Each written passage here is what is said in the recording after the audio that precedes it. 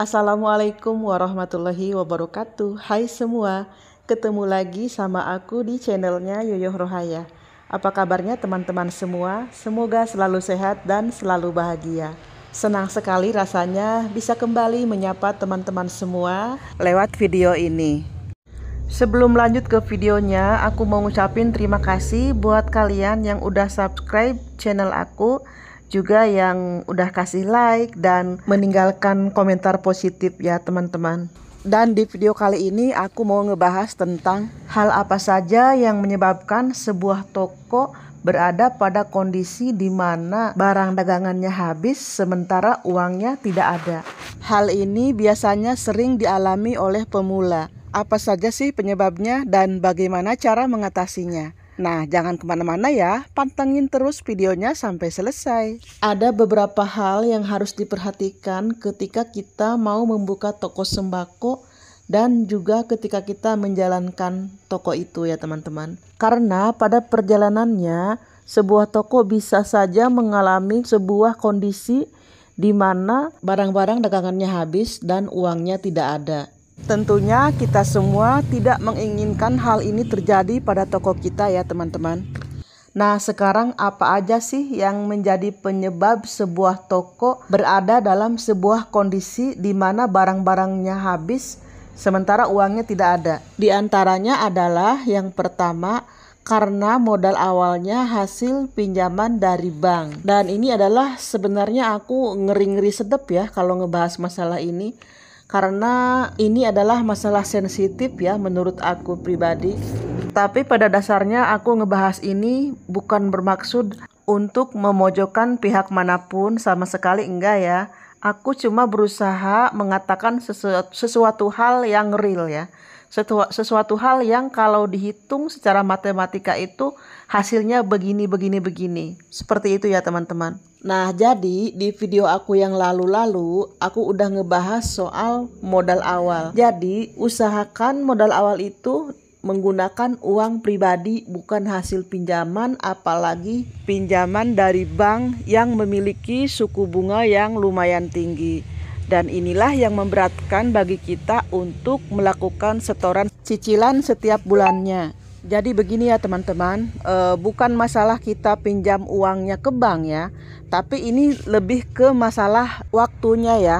Kapan waktu yang tepat kita untuk pinjam uang ke bank? Kalau memang benar-benar dibutuhkan sih ya, tapi kalau enggak dibutuhkan sih buat apa sih kalau menurut aku nih ya. Jadi pada saat kita mulai membuka toko sembako, lalu kita pinjam uang ke bank, pada saat itu kita kan belum tahu nih perkembangan toko kita nantinya seperti apa. Kita juga belum punya pelanggan, kita juga belum punya data pemasukan yang pasti. Per harinya kita punya keuntungan berapa, per bulannya keuntungannya berapa. Itu harus benar-benar diperhitungkan supaya ketika kita nanti melakukan setoran ke pihak bank, kita sudah tahu berapa keuntungan yang akan kita sisihkan setiap harinya. Karena yang namanya kita pinjam uang ke bank itu, kita harus bayar setorannya itu menggunakan hasil dari berjualan, bukan modalnya. Kalau kita setor ke bank menggunakan modalnya, sama aja dengan bohong. Sama aja kita bekerja untuk bank, yang pada akhirnya bukan lagi kita yang dibantu oleh pihak bank, tapi pihak bank yang kita bantu untuk menjalankan modalnya dan hasilnya kita kembalikan ke bank berikut dengan modal-modalnya. Seharusnya kan kita saling membantu nih, pihak bank membantu permodalan dan kita membantu pihak bank untuk memberikan keuntungan dengan suku bunganya itu.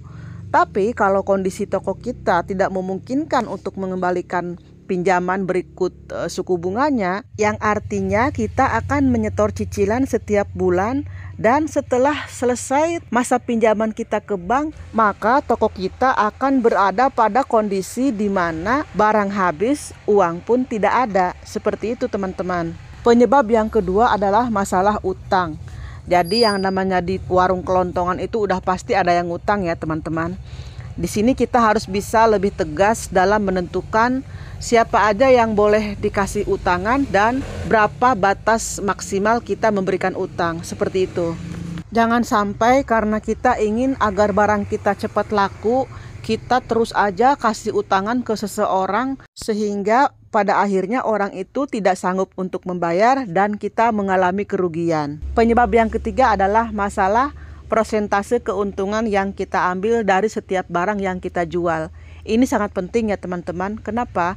Karena ketika kita mengambil keuntungan, kita harus pikirkan kemungkinan-kemungkinan ke depannya dari barang-barang yang kita jual itu, apakah harganya akan stay di harga segitu atau dia akan naik. Kalau kita ambil keuntungan terlalu kecil, kita akan mengalami kerugian ketika harga-harga dari barang-barang yang kita jual itu mengalami kenaikan.